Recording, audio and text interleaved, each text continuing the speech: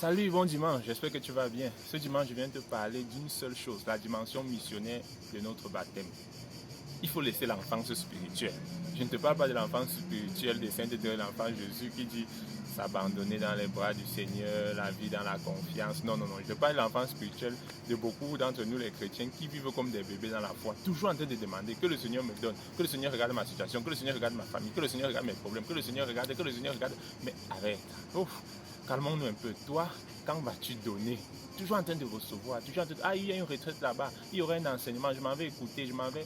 Mais quand toi-même, quand vas-tu prendre la position de celui qui donne aussi un enseignement, de celui qui prend soin des enfants à la catéchèse? Dans beaucoup de paroisses, on cherche les catéchistes, maintenant on ne voit pas.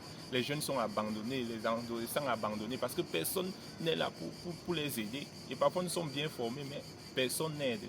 Jésus, dans l'évangile de Marc, aujourd'hui, appelle ses apôtres et les envoie de deux à deux à prêcher la conversion, guérir les malades, expulser les démons. Notre société est malade, pas simplement des maladies physiques, maladies de cœur, maladies dans la famille, les situations, les problèmes. Et parfois, les personnes ont besoin d'une parole de réconfort, de miséricorde, d'amour, un geste qui sauve, comme on dit.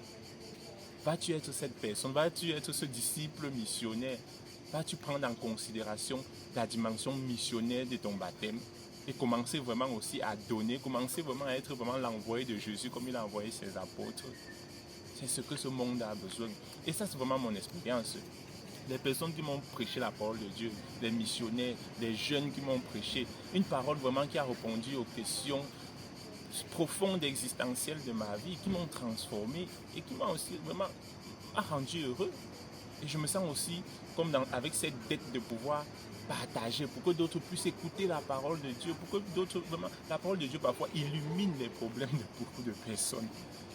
Mais on manque des personnes pour transmettre la parole, les gestes, la parole, l'amour, dans ton lieu de service, dans la famille, à l'école. On ne te demande pas de faire la magie, on te demande simplement d'être un moyen pour le Seigneur, pour qu'il puisse atteindre les autres. Donc ça, c'est ce que je comprenais en méditant l'évangile de Marc d'aujourd'hui, la dimension missionnaire de ton baptême. Tu es envoyé pour représenter le Christ là où tu es. Laisse de demander. C'est vrai qu'il faut demander, mais tu ne peux pas vivre dans l'enfance spirituelle toute ta vie de toujours demander. Tu dois aussi donner. Le Seigneur t'envoie pour prêcher son évangile, par ta vie et ta parole. Porte-toi bien, bon Dieu.